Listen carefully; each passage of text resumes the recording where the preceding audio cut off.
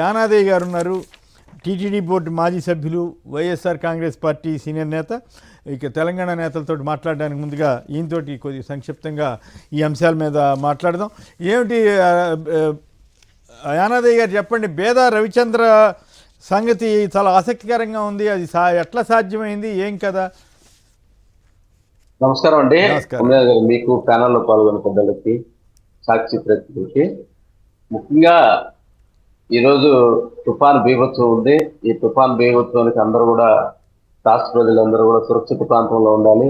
YSR Congress party శ్రేణులు కూడా వారందరూ కూడా సహాయ కార్యక్రమంలో పాల్గొనాలని మా గౌరవ అధ్యక్షులు జగన్మోహన్ రెడ్డి గారు కూడా ఆదేశించారు. రాష్ట్ర ప్రజలందరూ కూడా సురక్షిత ప్రాంతంలో ఉండాలని కూడా మీ ద్వారా కోరుకుంటూ, బీదా రవిచంద్ర విషయం వచ్చేసరికి వాళ్ళ పార్టీకి చెందినటువంటి ఏపీ ఆగ్రో చైర్మన్ సుబ్బానాయుడు గారు ఆస్తులు ఇవన్నీ దాదాపు 200 కోట్లకు చెందినటువంటి ఆస్తులు.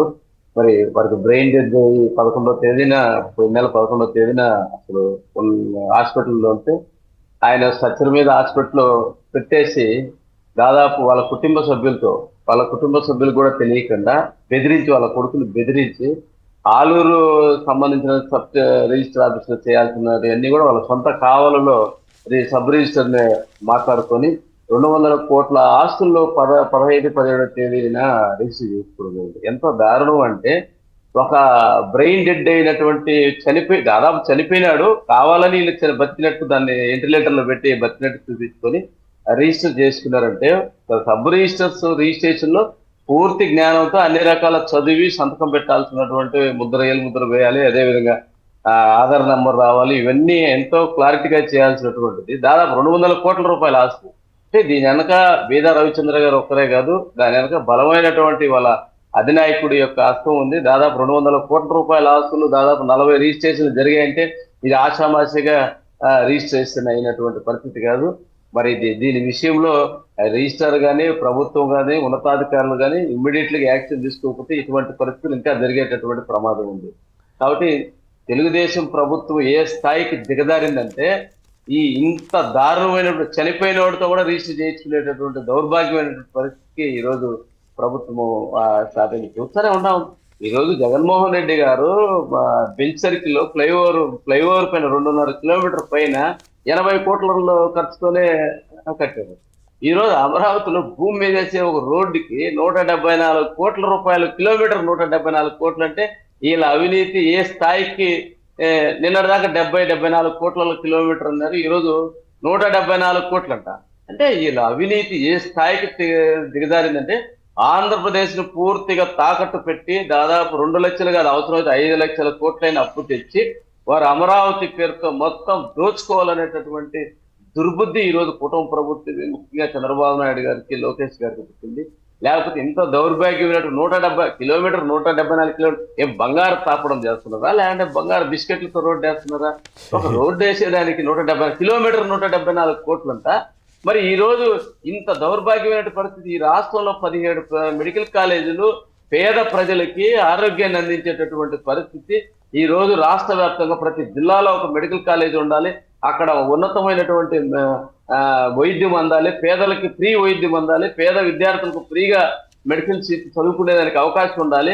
అదేవిధంగా medical college, government medical college అయితే ఒక్కొక్క కాలేజీలో 300 పోస్టులు ఉంటాయి. దాంట్లో 150 పోస్టులు ఎస్సీ ఎస్టీ బీసీలకి రిజర్వేషన్ వస్తుంది. పేద విద్యార్థులకు మెరిట్ కింద ఉచిత సీట్లు వస్తాయి. ఇవన్నీ దృష్టిలో పెట్టుకుని ఈ రాష్ట్రంలో 17 మెడికల్ కాలేజీలు 5 సంవత్సరాల్లో, 2 సంవత్సరాలు కరోనా పోయిన 3 సంవత్సరాల్లో దాదాపు 4 కాలేజీలు ప్రారంభించడం, 5 కాలేజీలు ప్రారంభించి ఇంకొక 2 కాలేజీలు, 7 కాలేజీలు పూర్తి చేస్తే మిగిలిన 10 కాలేజీలు కూడా దాదాపు 50% పూర్తయినట్టు, 75% పూర్తయినట్టుంటే వాటికి కేవలం 5,000 కోట్లు, అంటే సంవత్సరానికి 1,000 కోట్లు ఖర్చు పెట్టి పేదలకు, రాష్ట్ర వ్యాప్తంగా ప్రజలకు వైద్యాన్ని అందించేటటువంటి పరిస్థితి లేనటువంటి దౌర్భాగ్యమైనటువంటి ఈ ప్రభుత్వము 1 కిలోమీటర్ 174 కోట్లు ఖర్చు పెడతారు. అంటే దానివల్ల ప్రజలకి ఎలాంటి ఉపయోగము? అంత డబ్బు ఖర్చు పెడుతున్నారంటే, ఈ రోజు అమరావతిలో ఒక బిల్డింగ్ కట్టి ప్రపంచంలో ఏందో మొత్తం అమెరికాని తీసుకొచ్చి, సింగపూర్ తీసుకొచ్చి పెట్టినట్టు చూపించడం, ఇదంతా కూడా వాళ్ళ సొంత డబ్బా కొట్టుకుంటే ఈ రాష్ట్ర ప్రజల యొక్క తాకట్టు పెట్టి రాష్ట్ర ప్రజల యొక్క దోపిడీని ఈ రోజు చేయడమే కాక, ఈ రోజు ఇంత దారుణం 200 కోట్ల రూపాయల ఆస్తులు సబ్ రిజిస్టర్ ద్వారా కావలి రిజిస్టర్ ఆఫీసులో చనిపోయిన వ్యక్తితో డెడ్ అయినంటే దాదాపు చనిపోయినట్టే. చనిపోయిన వ్యక్తితో రిజిస్టర్ చేసుకున్నారంటే ఈ ప్రభుత్వం ఈ అధికారులు ఏ పరిస్థితి ఉండదో. అంటే ఈ రోజు రాష్ట్రంలో పరిస్థితి ఏ విధంగా ఉందో అంటే, ఆ రోజు విద్యా వైద్యానికి ప్రధాన పీట వేసినటువంటి జగన్మోహన్ రెడ్డి గారు ఈ రోజు మద్యము మద్యానికి ఈ రోజు ప్యాకాట్కో లైసెన్స్ ఇచ్చేటటువంటి పరిస్థితి. వాళ్ళ వాళ్ళకి సంబంధించిన బెల్ట్ షాపులు కుటీర పరిశ్రమ ఉంటారు. బెల్ట్ షాప్ పెడితే తప్పే ఉంటుంది. నిన్న ఒక బెల్ట్ షాప్ లో అర్ధరేత్రప్పుడు మందు తాగి అడ్డపడి దాదాపు 20 మంది ప్రాణాలు తీసినటువంటి పరిస్థితి వాళ్ళ కళ్ళకు కనపడాలి. పేకాట ఆడడానికి ఒక ఆయన డిప్యూటీ సీఎం గారు ఏమో పేకాట పైన చర్య తీసుకుంటారు. వాళ్ళ డిప్యూటీ స్పీకర్ ఏమో పేకాట తప్పే ఉంది, పేకాట ఆడితే తప్పే ఉంటాయి. అంటే పేకాటకు లైసెన్సులు, మద్యానికి లైసెన్సులు, బెల్ట్ షాపులకు లైసెన్సు, ఈ రాష్ట్ర వ్యాప్తంగా రాష్ట్రాన్ని తాకట్టు పెట్టి దోచుకునేదానికి లైసెన్సు, ఎవరైనా కానీ అక్రమంగా బెదిరించి వాళ్ళ ఆస్తులు రాసుకునేదానికి లైసెన్స్, కానీ వాటికి ఖర్చు పెట్టేదానికి, వాటికి లైసెన్స్ ఇచ్చేదానికి డబ్బులు ఎన్నైనా అప్పులు చేయగలరు. కానీ పేద ప్రజలకు అవసరమైనటువంటి మెడికల్ కాలేజీలు లాంటి కానీ, విద్యా వ్యవస్థను అభివృద్ధి చేయడం కానీ, ఫీజు రీయింబర్స్మెంట్ కానీ, పేదలు ఈ రోజు దుర్మార్గమైనటువంటి పరిస్థితి ఏంటంటే, ఈ రోజు హాస్పిటల్ 3,000 కోట్ల రూపాయలకు బాకే ఈ రోజు ఆరోగ్యశ్రీలు కూడా ఆపేసినటువంటి పరిస్థితి. ప్రైవేట్ కాలేజీలు కూడా, ప్రైవేట్ మెడికల్ కాలేజీలు కూడా ఈ రోజు రోడ్డు మీదకి వచ్చి ధర్నా చేసేటటువంటి దౌర్భాగ్య పరిస్థితి ఈ రాష్ట్రంలో ఏర్పడిందంటే, ఇంతకంటే దౌర్భాగ్యమైన పరిస్థితి మనం ఇంకా చూడలేమేమో. ఈ రాష్ట్ర చరిత్రలో ప్రైవేట్ మెడికల్ కాలేజీలు యాజమాన్యం రోడ్డు మీదకి వచ్చి ధర్నా చేసేటటువంటి పరిస్థితి ఈ రోజు పేదలకి వైద్యాన్ని అందనటువంటి పరిస్థితి చూస్తున్నాం. ఇంత దౌర్భాగ్యమైన పరిస్థితిని ఈ రాష్ట్రంలో చంద్రబాబు నాయుడు గారు, ఇంత అనుభవం ఉన్నటువంటి చంద్రబాబు నాయుడు గారు ఇంత దుర్మార్గంగా చేస్తారని ఈ రాష్ట్ర ప్రజలు కూడా ఊహించుకోలేదు. ఇప్పటికైనా అర్థం చేసుకోవాలని కూడా మీ ద్వారా తెలియజేస్తాను. చూద్దాం మరి బేదా రవిచంద్ర గారి దందా వ్యవహారం మీద ప్రభుత్వం ఎట్లా స్పందిస్తుంది.